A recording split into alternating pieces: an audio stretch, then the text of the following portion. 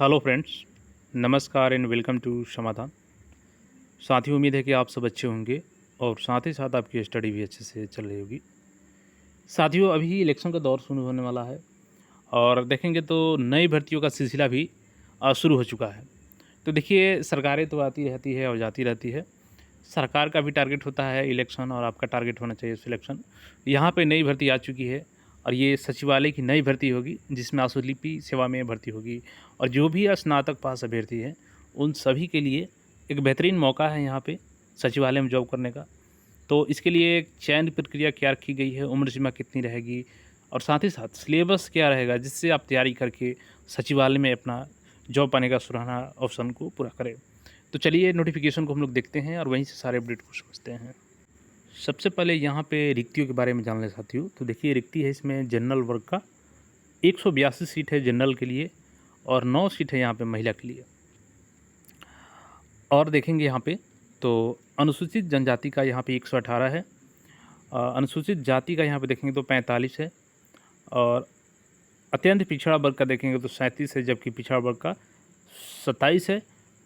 और यहाँ पे देखेंगे तो ये नीचे जो कैटेगरी दी गई है इसमें 45 है। टोटल वैकेंसी की बात करें तो 454 पद है इसमें। और ये पद का नाम है यहाँ पे देखेंगे तो आशुलिपि झारखंड सचिवालय आशुलिपि सेवा। तो जो भी बिहार के अभ्यर्थी है ये 182 सीटें हैं, यहाँ पे आप लोग अप्लाई कर सकते हैं इसके लिए। अब चलिए इसके लिए क्या योग्यता रखी गई है, सारी जानकारी हम लोग यहाँ पे जानेंगे। तो देखिए, यहाँ पे है आशुलिपि झारखंड सचिवालय आशुलिपि सेवा पे मैट्रिक लेवल 4 का है ये। और यहाँ पे देखेंगे तो किसी मान्यता प्राप्त विश्वविद्यालय संस्थान से स्नातक अथवा समकक्ष उत्तीर्ण होना चाहिए।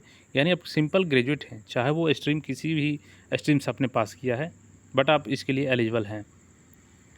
तो चलिए आगे इसमें डिटेल्स को हम लोग समझ लेते हैं। अब देखिए, यहाँ पे अगर प्रतियोगिता में जैसे ओलंपिक वगैरह में आपने हिस्सा लिया है और उसमें आपको जो अच्छा खासा स्थान आया है, द्वितीय तृतीय या राष्ट्रीय रिकॉर्ड भी आपने बनाया है, तो आपको इसमें कुछ बेनिफिट्स मिल जाएंगे। अब देखिए, यहाँ पे जो उम्र सीमा की बात की गई है तो न्यूनतम उम्र आपका 1/8/2024 के अनुसार 21 वर्ष होना चाहिए और मैक्सिमम उम्र जो है आपका वो 1/8/2024 के अनुसार 37 वर्ष यहाँ पे देखेंगे। तो 1 मिनट में 35 वर्ष, सॉरी, यहाँ पे 35 वर्ष है अनारक्षित वर्ग के लिए और आर्थिक। तो जो भी बिहार के अभ्यर्थी हैं उनके लिए 35 साल यहाँ पे होगा और जो झारखंड के रिजर्व कैटेगरी से आते हैं उन्हीं के लिए प्रॉपर यहाँ पे 37-38 अकॉर्डिंग टू कैटेगरी और 40 साल तक छोड़ दिया गया है। अब चलिए आगे यहाँ पे हम लोग और भी चीज़ें हैं जो देखिए, इसमें सबसे अच्छी बात यह है कि आपको ओनली 100 रुपये पेमेंट करने होते हैं इस फॉर्म को भरने के लिए। वहीं अगर बिहार एसएससी में देखेंगे तो लगभग 700-800 फी लिए जाते हैं। पिछला बार 640 लिया गया था बिहार एसएससी में। देखिए, यहाँ पे अगर वहाँ के लोकल निवासी है तो आप अपना जो भी सर्टिफिकेट से बनवा लीजिएगा ताकि आपको वहाँ पे आरक्षण का लाभ मिल सकेगा। हालांकि बिहार के अभ्यर्थियों के लिए कोई डॉक्यूमेंट्स इसमें ज़रूरत नहीं होगी, वहाँ के ना ही जाति लगेगा ना निवास लगेगा। तो आप जनरल कैटेगरी से फॉर्म को फिलअप कर सकते हैं। अब यहाँ पे देखेंगे तो देखिए, ऑनलाइन जो आपका फॉर्म भराएगा वो www.jssc.nic.in पर आपको ऑनलाइन एप्लीकेशन फॉर JSSCE 24 पर क्लिक करके आपको पंजीकरण करना होगा। उसके पश्चात आपका फॉर्म फिलअप किया जाएगा। अब देखिए, रजिस्ट्रेशन का डेट यहाँ पे दे दिया गया है। 6 सितंबर से आपका फॉर्म ऑनलाइन होना शुरू होगा और उसके बाद 5 अक्टूबर तक यहाँ पे देखेंगे तो आप लोग फॉर्म को अप्लाई कर पाएंगे। यानी 6 सितंबर से 5 अक्टूबर लगभग 1 मंथ का आपको समय दिया गया है फॉर्म भरने के लिए। तो यहाँ पे अच्छी खासी समय मिल रही है आपको फॉर्म भरने के लिए। अब यहाँ पे सिलेबस की बात कर ले हम लोग कि चयन कैसे होगा। तो देखिए, चयन इसमें होगा आपका 2 चरण में परीक्षा होगा, प्रथम चरण और द्वितीय चरण। प्रथम चरण में होगा आपका कौशल जाँच परीक्षा और दूसरा में होगा लिखित जाँच परीक्षा। प्रथम चरण के दौरान आपको कौशल जाँच में केवल आपको वहाँ पे उत्तीर्ण होना होगा, मतलब कि क्वालिफाइंग इन नेचर होगा वो, उसका मार्क्स आपका फाइनल मेरिट में नहीं जुड़ेगा। तो प्रथम चरण के कौशल जांच परीक्षा में उत्तीर्ण अभ्यर्थियों को ही द्वितीय चरण में जो लिखित परीक्षा को उसमें शामिल किया जाएगा। और देखिए, जो प्रथम चरण आपका परीक्षा होगा ना कौशल जांच, उसमें आपको 2 पत्र देने होंगे। प्रथम पत्र होगा, इसके तहत आपको हिंदी आशुलेखन की जाँच की जाएगी और हिंदी आशुलेखन की जाँच में आपको 500 शब्दों को 50 शब्द प्रति मिनट की गति से 10 मिनट तक हिंदी श्रुति लेख दिया जाएगा। और इसमें देखेंगे तो आगे इसमें जो अपडेट है द्वितीय पत्र में, इसके तहत आपको कंप्यूटर योग्यता और चालन परीक्षा ली जाएगी। इसके अंतर्गत एक तालिकावार आंकड़ा से संबंधित प्रश्न पूछे जाएंगे। जैसे एमएस वर्ड टंकित करना, एमएस एक्सेल हो गया, एमएस एक्सेल पे आपका पाई चार्ट और बार चार्ट तैयार करना, एमएस एक्सेल पे आपको एमएस पावर पॉइंट में पावर पॉइंट प्रेजेंटेशन हेतु स्लाइड तैयार करना। तो ये तमाम जो जानकारी होती है, जैसे ईमेल आईडी पर कोई इन्फॉर्मेशन भेजना, डॉक्यूमेंट्स भेजना, फोल्डर तैयार करके, तो इसके लिए 1.5 घंटे का समय मिलेगा आपको प्रत्येक खंड के लिए।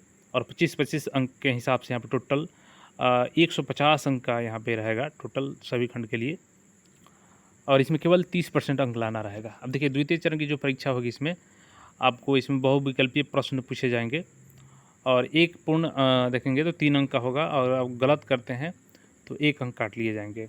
परीक्षा की भाषा हिंदी अंग्रेजी दोनों में से कोई भी हम दे सकते हैं। और इस परीक्षा की प्रथम चरण देखिए, प्रथम पत्र होगा इसमें जो, उसकी 3 घंटे की अवधि होगी, और इस पत्र में 4 विषयों से संबंधित प्रश्न पूछे जाएंगे। जैसे हिंदी भाषा ज्ञान 25 प्रश्न रहेगा 75 अंक का, अंग्रेजी भाषा ज्ञान 25 प्रश्न 75 अंक का, सामान्य अध्ययन 25 प्रश्न 75 अंक का, और रीजनिंग यहाँ पे पूछा जाएगा 25 प्रश्न 75 अंक का। टोटल यहाँ पे 100 प्रश्न हो गए 300 अंकों के, और प्रथम पत्र में आपको 30% लाना अनिवार्य रहेगा। अब देखेंगे तो प्रथम पत्र का पाठ्यक्रम यहाँ पे दे दिया गया है, इसको डिटेल्स में चाहे तो आप देख सकते हैं। द्वितीय पत्र में देखेंगे तो यहाँ पे लोकल लैंग्वेजेज हैं, तो इसमें से अगर आप लोकल लैंग्वेज कोई समझ में नहीं आता है तो सिंपली आपके पास ऑप्शन है कि हिंदी ले सकते हैं या अंग्रेजी ले सकते हैं, तो आपके पास विकल्प की कमी नहीं है, तो परेशान नहीं होना है। यहाँ भी आपको 30% अंक लाना है, ठीक है। अब देखिए द्वितीय पत्र हो गया यहाँ पे हिंदी, तो हिंदी का यहाँ पे दिया गया है कौन कौन से साहित्य से आएंगे, व्याकरण से आएंगे, क्वेश्चन किस टाइप के, ये जो डिटेल्स में यहाँ पे सिलेबस है, तो आप चाहें तो इसको डिटेल्स में देख सकते हैं। यहाँ पे इंग्लिश लैंग्वेज एंड लिटरेचर का दिया गया है, जिसमें आपका error recognization, fill in the blanks, vocabulary, spellings, language से, ग्रामर से, यहाँ पे सेंटेंस स्ट्रक्चर, सिनोनिम्स, एंटोनिम्स, यहाँ से क्वेश्चंस पूछे जाएंगे आपसे। और उसके बाद देखेंगे तो संस्कृत भाषा, तो ये जो लोकल लैंग्वेजेज हैं यहाँ पे इनकी जानकारी दी गई है, और यहीं से प्रश्न पूछे जाएंगे आपसे। देखिए जो फाइनल मेरिट लिस्ट बनेगा आपका, वो मेधा सूची के आधार पे बनेगा, लिखित परीक्षा के आधार पे, आयोग द्वारा आयोजित लिखित परीक्षा के आधार पे यहाँ पे। तो जो लिखित परीक्षा में आपके प्रथम पत्र और द्वितीय पत्र होंगे, उसके योगफल के आधार पे यहाँ पे मेधा सूची तैयार की जाएगी, और इसमें नॉर्मलाइजेशन भी लागू किया जाएगा, क्योंकि एक से अधिक शिफ्ट में एग्जामिनेशन होगी यहाँ पे, तो जाहिर सी बात है नॉर्मलाइजेशन तो करना पड़ेगा, तो इस आधार पे करना होगा। और आप फॉर्म अप्लाई कर सकते हैं जो भी ग्रेजुएट पास हैं, तो सचिवालय में जाने का एक बेहतरीन मौका है, चाहे वो बिहार का अभ्यर्थी हो या किसी भी स्टेट के। इसके अलावा भी देखेंगे तो बिहार में भी CGL 4 की बहुत जल्द वैकेंसी आने वाली है, तो अच्छे से आप तैयारी करें, कहीं ना कहीं इस साल सेटल हो जाए, क्योंकि चुनाव बाद फिर वैकेंसी सरकारें सोचेंगी कि अब जब चुनाव होगा तो वैकेंसी देंगे। फिलहाल जो चुनाव है इस मौका को लाभ उठाइए और नई भर्तियों में अप्लाई कीजिए और तैयारी कीजिए, सिलेक्शन लीजिए। बाकी कोई क्वेरी है तो कमेंट करके पूछ सकते हैं। चैनल पर नए हैं तो चैनल को सब्सक्राइब करके जुड़ जाएँ। धन्यवाद।